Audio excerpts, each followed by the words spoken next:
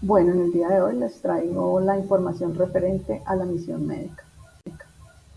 Lo primero que tenemos que saber es qué es la misión médica, es todo el conjunto de bienes, instalaciones, instituciones, transporte, equipos y materiales necesarios para llevar a cabo las actividades propias de la prestación de servicios de salud, como lo que hacemos normalmente, que es la atención en salud intramural, la salud preventiva, la educación, los servicios administrativos, la atención prehospitalaria, la atención extramural.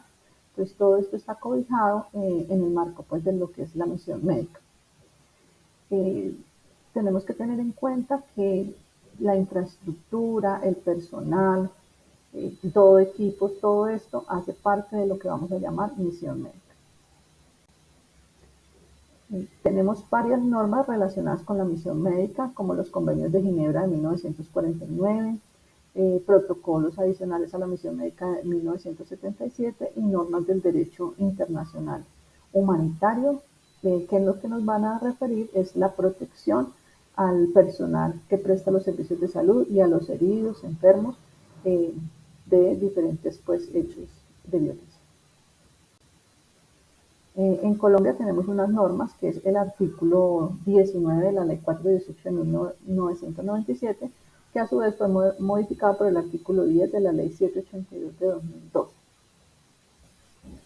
Estas normas lo que nos dicen es que las instituciones públicas y privadas que prestan servicios de salud tienen la obligación de atender a todas las víctimas de hechos de violencia o de eventos catastróficos, del conflicto armado, de disturbios internos o de hechos en situaciones de violencia generadas en tensiones y otras calamidades. Y también tenemos la resolución 4481 de 2012, a través de la cual se estableció el manual de misión médica.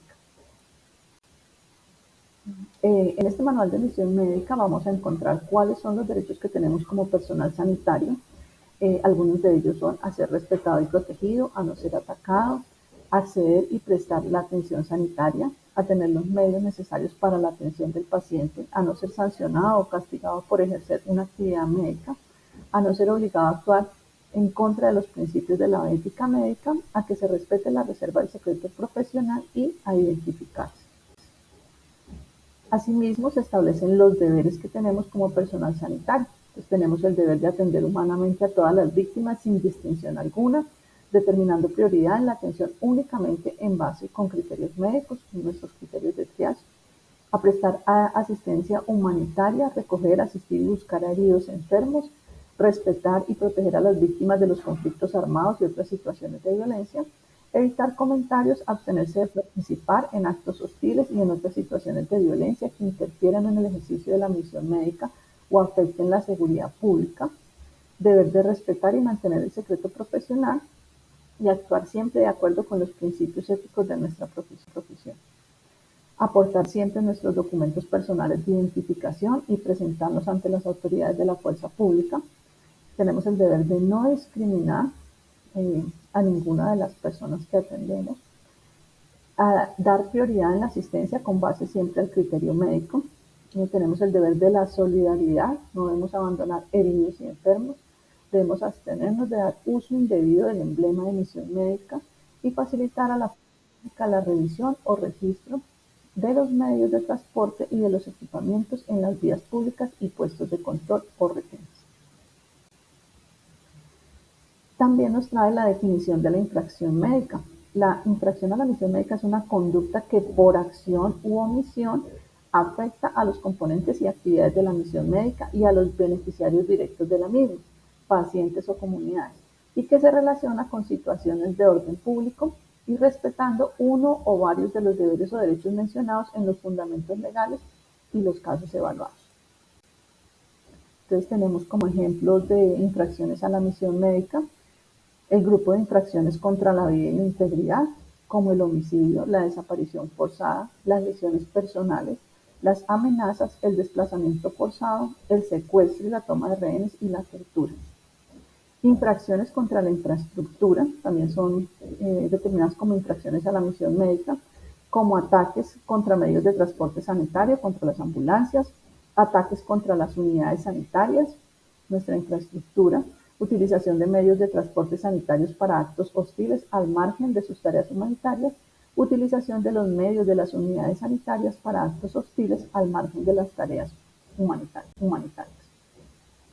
Tenemos infracciones contra las actividades sanitarias, como el control o restricción del tránsito de medicamentos y equipos, hurto de medicamentos y o equipos, restricción y o prohibición de la oferta de servicios de salud, forzar la atención en salud en condiciones inadecuadas, irrespeto a las prioridades médicas, obstaculizar la atención de heridos o enfermos.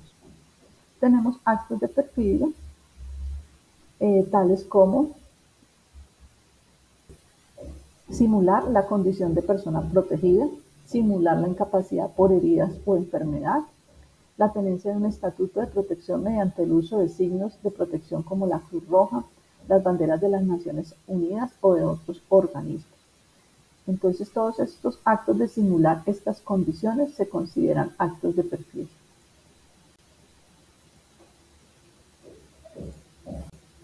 Asimismo, tenemos las violaciones del secreto profesional, también son establecidas como infracción a la misión médica, como obligar a las personas que ejercen una actividad médica a revelar información que habrían adquirido sobre los heridos y los enfermos por ellas asistidos. Sancionar a las personas que ejerzan una actividad médica por el hecho de no proporcionar o de negarse a proporcionar información sobre los heridos y enfermos a quienes asista o haya asistido. Sancionar la revelación de información médica a las autoridades competentes. Nos determina esta resolución cómo debe ser el emblema de la misión médica. Debemos tener en cuenta que ese emblema reúne unas características especiales que siempre deben ser iguales estos emblemas en todo lugar donde se utilicen, sea en infraestructura, sea en vehículos. Entonces están caracterizadas por presentar un rectángulo de color rojo que se presenta verticalmente y en su interior se encuentran elementos que es en la parte superior centrado se encuentra un círculo azul con una cruz blanca y en la parte inferior se encuentran las letras de misión médica. Los colores deben ser reflectivos y ubicarse sobre un fondo blanco para permitir su fácil identificación y garantizar la visibilidad en todo momento. La protección es muy importante que se tenga en cuenta que no va a depender del uso del emblema. El personal de salud idealmente debe estar identificado, pero incluso si el personal no tiene identificación o tenga una identificación pues inapropiada, no deberá perder su derecho a ser protegido como parte de la misión médica. ¿Quiénes pueden usar el emblema de la misión médica? Entonces se puede usar el personal de salud y otras disciplinas que ejercen funciones sanitarias, los medios de transporte sanitarios, como por ejemplo las ambulancias, y las instituciones de salud de cualquier nivel de complejidad deben estar identificadas con el emblema de misión médica. Los organismos que supervisan la misión médica son el Ministerio de Salud y Protección Social y las Secretarías de Salud departamentales, distritales y locales. Como personal de salud, pues siempre vamos a estar expuestos a unas amenazas, a unos riesgos y a una vulnerabilidad. Se tienen en cuenta amenazas como, por ejemplo, alteraciones en el orden público, actividades del conflicto armado, incumplimiento pues, de las normas del derecho internacional humanitario. Tenemos unos riesgos que son consecuencias humanitarias en la afectación de la prestación de los servicios de salud a enfermos, heridos, náufragos y población civil. Y podemos ser vulnerables si desconocemos las normas de protección o si nos faltan protocolos de seguridad durante las situaciones de violencia. Cuando se considere que hay infracciones contra la misión médica, pues se deben notificar al interior de la institución y a su vez la institución hará el reporte ante la Secretaría de Salud Departamental al organismo CRUE, utilizando los formatos que se encuentran establecidos para este tipo de reportes y se envían a través del correo misionmedica@huila.go.co. El 28 de julio de 2023, la Secretaría de Salud Departamental emitió una circular en la cual nos dan recomendaciones para el desarrollo de actividades sanitarias. Entonces esas recomendaciones se basan básicamente en, hay un grupo de recomendaciones frente a la actitud y los valores personales. Nos invitan a conservar siempre un comportamiento y actitud basados en criterios humanitarios, imparciales, neutrales y en principios éticos. Atender siempre a los heridos, enfermos, náufragos y población civil sin distinción alguna o carácter desfavorable, determinando la prioridad de la atención únicamente en criterios médicos.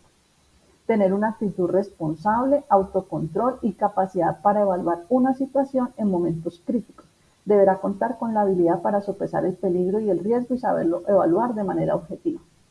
Contar con una red de apoyo en salud mental que le sirva de soporte ante situaciones críticas, comportarse siempre con prudencia, discreción y cortesía en el desarrollo de sus actividades, reconocer siempre los límites en el desarrollo de sus funciones y como individuo. En situaciones críticas deberá conservar la calma, evitar el pánico y el temor extremos, ya que estos sentimientos podrían transmitirse a los demás integrantes del equipo, afectando la prestación del servicio asistencial. Cumplir siempre con los deberes del personal sanitario en situaciones de conflicto armado. Las recomendaciones para el transporte sanitario. Nos dicen que los medios de transporte sanitario deben tener un cuidado y mantenimiento constante para su buen funcionamiento. Mantenimiento técnico, mecánico, como el aceite, los frenos, el agua, la batería, las luces, las llantas, etc. El conductor debe cerciorarse de que el vehículo siempre se estacione en el sentido de la salida y procurará abastecerlo de combustible al final de cada jornada. Se deberán cumplir estrictamente las normas de tránsito. El conductor del vehículo siempre debe llevar consigo todos los documentos requeridos por ley y que estén vigentes, como la tarjeta de propiedad, el seguro del SOA, su licencia de conducción. Adicionalmente debe tener la copia de la autorización del uso del emblema y en la medida de las posibilidades nos invitan a no programar recorridos nocturnos.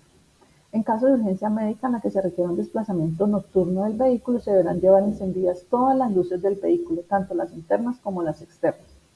No utilizar los transportes sanitarios para labores que no sean estrictamente relacionadas con la misión médica. Evitar transportar personas armadas en los medios de transporte sanitario.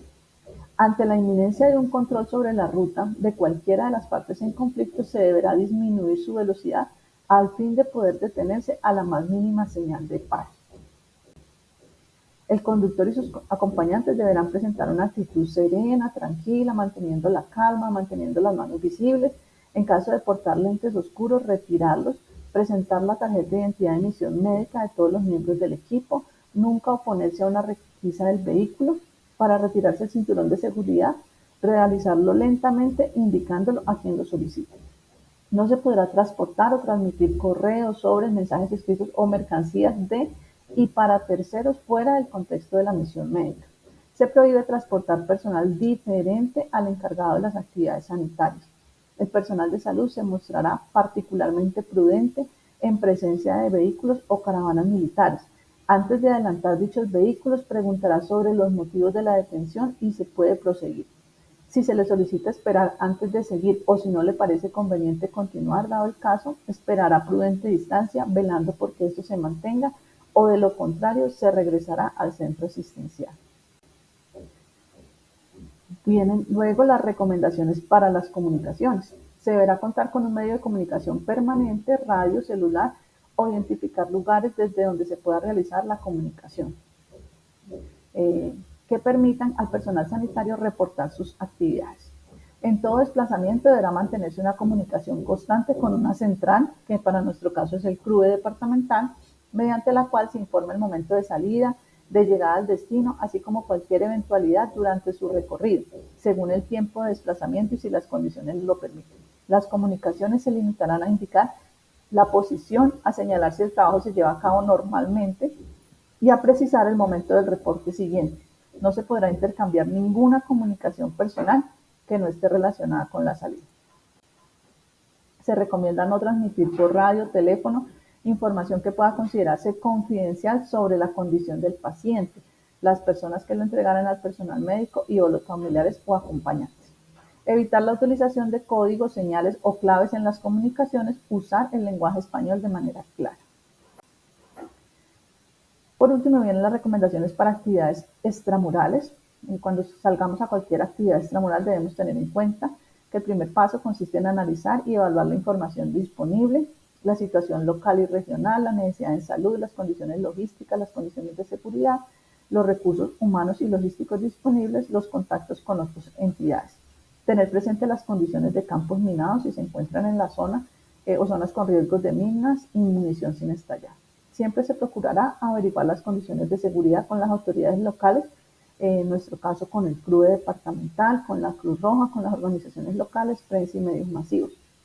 Antes de partir será necesario revisar todo lo relativo a identificación, indumentaria, material y equipo médico, transporte, equipo de comunicación, objeto, itinerario y horario de la misión. Antes de cada misión se informará a la comunidad sobre las actividades sanitarias que se realizarán, incluyendo los lugares a visitar y cronogramas de actividades. No se emprenderá ninguna actividad médica si hay alguna manifestación en contra de su realización. El equipo extramural deberá cubrir a cabalidad el itinerario previsto y las actividades programadas. En las salidas extramurales, el equipo sanitario tendrá la obligación de reportarse a su sede, que en nuestro caso pues será el hospital, reportar la salida y estarse reportando cada 2 horas según las condiciones y distancia del lugar y durante el regreso de la misión. Al salir se deberán registrar los nombres completos de todo el personal que integra la misión. Cuando se realizan salidas se deberán llevar los siguientes documentos de identificación vigentes: su cédula de ciudadanía, el carnet de identificación como miembro de la entidad de salud y la tarjeta de misión médica, la licencia de conducción, la tarjeta de propiedad del vehículo, los certificados de seguros del vehículo, copia de la autorización del uso del emblema y los documentos obligatorios por las normas vigentes, y el carnet de los equipos de comunicación. Deberá evitarse viajar en un vehículo perteneciente a alguna de las partes en conflicto. Tampoco solicitar ayuda para desbararse, ni solicitar o aceptar escolta por parte de estos. En lo posible, el personal no debe realizar desplazamientos a la parte extramural en motocicletas, a pie o a caballo, excepto que pueda regresar el mismo día. Las actividades y esos desplazamientos para actividades extramurales deberán limitarse a un horario entre las 6 de la mañana y las 6 de la tarde. Se respetarán estrictamente las órdenes y horarios en cuanto a los toques de queda y altos al fuego que se presenten en la zona. Se identificarán los lugares en donde se van a realizar las actividades sanitarias. Se deben identificar con el emblema de la misión médica, bien sea a través de un afiche o una bandera. Si eventualmente hay una operación aérea en estas zonas de conflicto, el personal pues deberá dar a conocer su presencia, dejar a un lado todos sus equipos inmorrales y en lo posible identificarse con una cruz en el piso para que pueda llamar la atención de los pilotos y ser reconocidos como personal médico. Siempre se debe reportar al CRUE toda salida de ambulancia o brigadas de salud u otra actividad sanitaria. Lo que debemos comunicar al CRUE son el nombre completo de todo el personal que integra la misión, la fecha, hora, lugar a visitar, la actividad sanitaria que se va a realizar y posteriormente llegado al destino, así como cualquier eventualidad durante su recorrido, según el tiempo de desplazamiento y si las condiciones lo permiten. Las comunicaciones se limitarán a indicar la posición, a señalar si el trabajo se lleva a cabo normalmente y a precisar el momento del reporte siguiente. No se podrá intercambiar ninguna comunicación personal que no esté relacionada con la salida. Cualquier inquietud deberá comunicarse con el CRUE departamental Huila a los teléfonos 870-3096, 870-2277, 870-1980, a los números de celular 317-403-775 o al 317-365-2978, o con la referente al número 318-512-3743, o al correo electrónico misionmedicahuila@huila.gov.co.